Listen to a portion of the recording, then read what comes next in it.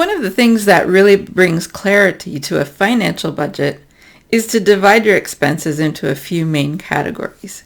Then you decide how much to spend on each category. Now, for a long time, the guiding rule was that you shouldn't spend more than 25% on housing. Obviously, with the increases in mortgage rates and rent, that has probably changed somewhat.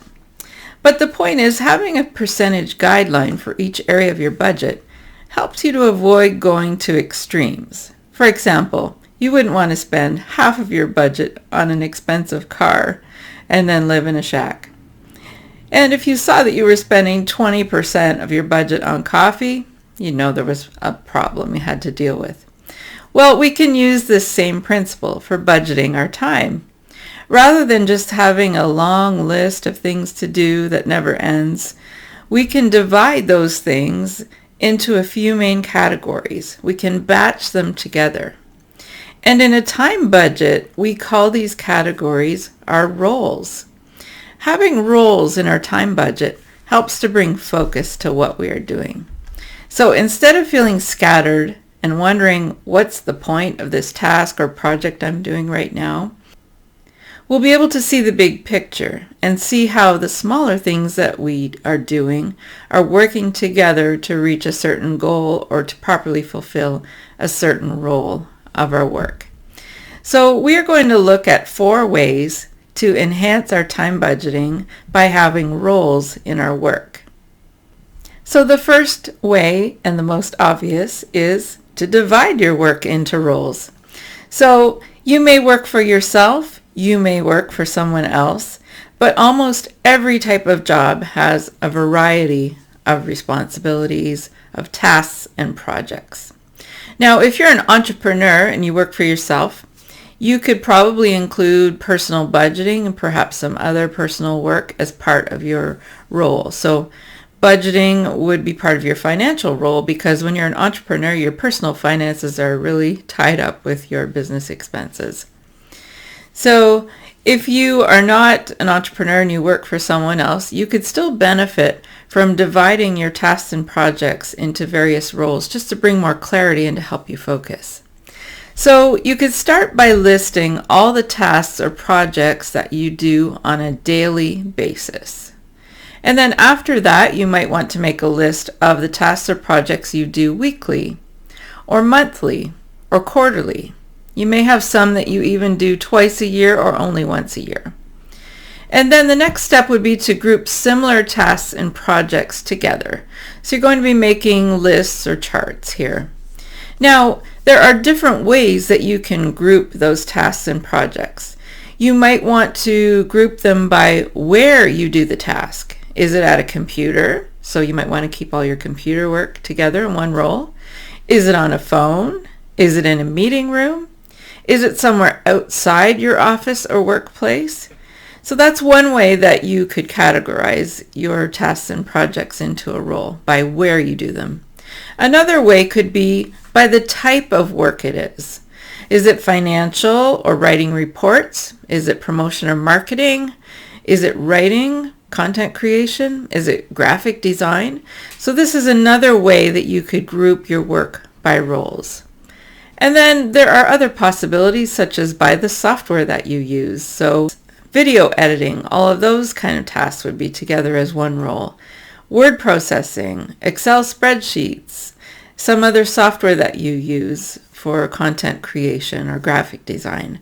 That's another way that you might want to group your projects and tasks into a role. It really depends on what your job is and your various responsibilities, but there are many different options. So as you group your tasks and projects, try to identify 3 to 5 main roles in your work. Now, I personally like to use 3, and I also have a group for personal tasks that don't fall into my working hours, but I use them just to identify and keep them separate from my work tasks. So the first step was to divide your work into roles, specifically 3 to 5 main roles. Any more than 5 is probably going to be difficult to work with, so you might want to think about combining some if you have more than that. Now, the second way that you can enhance your time budgeting by using work roles is to color code your roles. So I like to use the colors red, green, and blue for my 3 main roles, and then I use yellow for personal tasks and projects.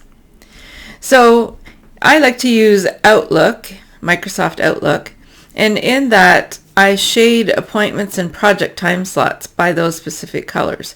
So any work I'm doing related to translation, for example, gets the red shading, and revenue gets blue shading, and ministry work gets green shading.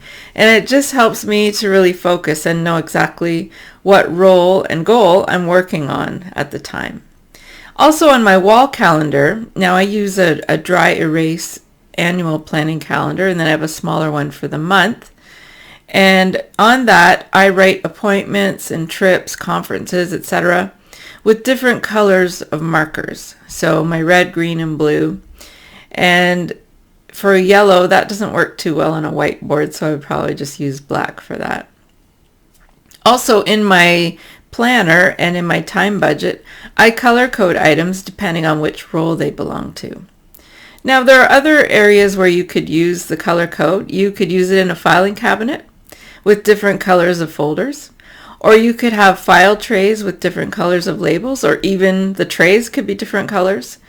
Also in Microsoft OneNote, you can choose tabs with those colors.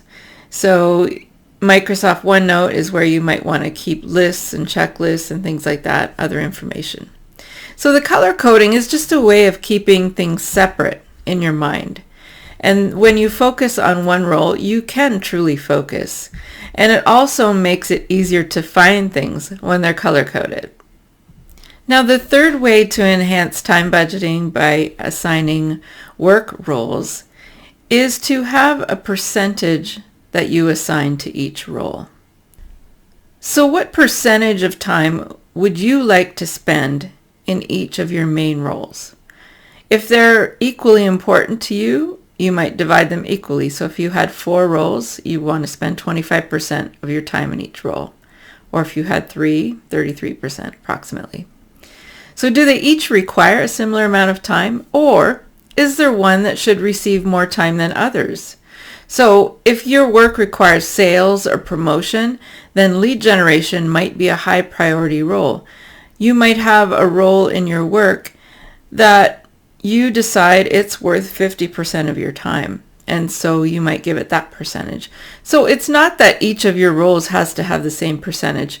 It's really more a question of deciding how much time does that role deserve, and what do you need to do in that role? How much time do you need to spend in it to truly be successful in that role? Now, in our next series about time tracking, we're going to talk about how you can follow up on the time you used to make sure that you are moving in that direction of reaching those percentages for each role that you've identified. But for now, just know that if you can identify how much time you should spend in each role, it's going to really help you plan your days, and it's really going to help you budget your time. So what it does is it helps you avoid having one part of your work, or one category, one role, take over all the rest. Because that happens sometimes when we have urgent things or other people want things.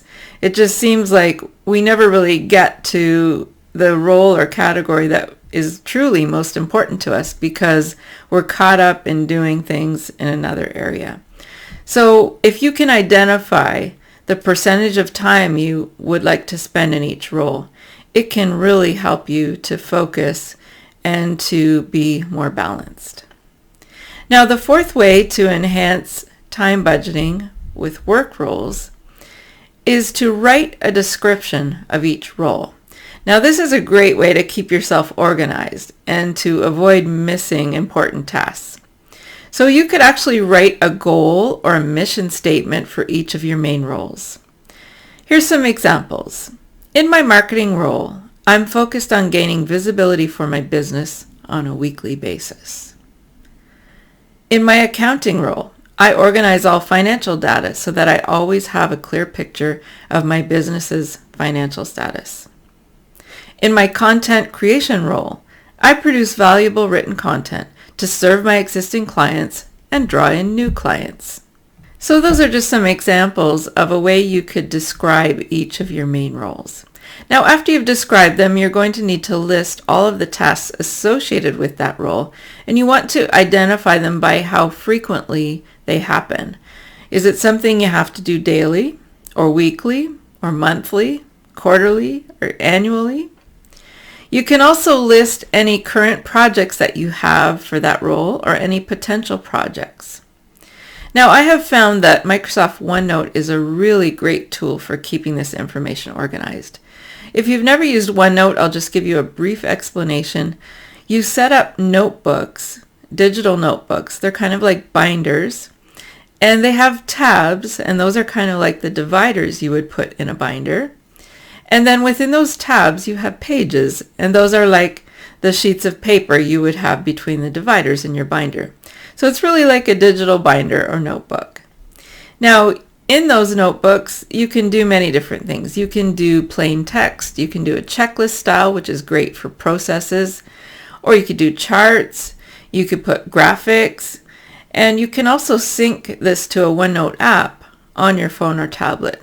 So I found this to be a really great tool for organizing information related to my roles, either tasks or information that I need to look up, maybe web information or checklists, many different things you could put in there. So we briefly looked at 4 ways to enhance time budgeting by having work roles. The first one was to divide your work into roles. Secondly, color code your roles. Thirdly, assign a percentage to each role. And fourth, write a description of each role.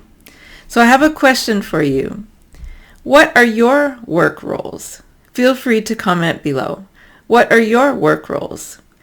Now be sure to get your free weekly time budget worksheet by clicking the link below in the comments. And stay tuned for more videos in this series, Time Budgeting 201, where we are digging into the various principles related to time budgeting our week.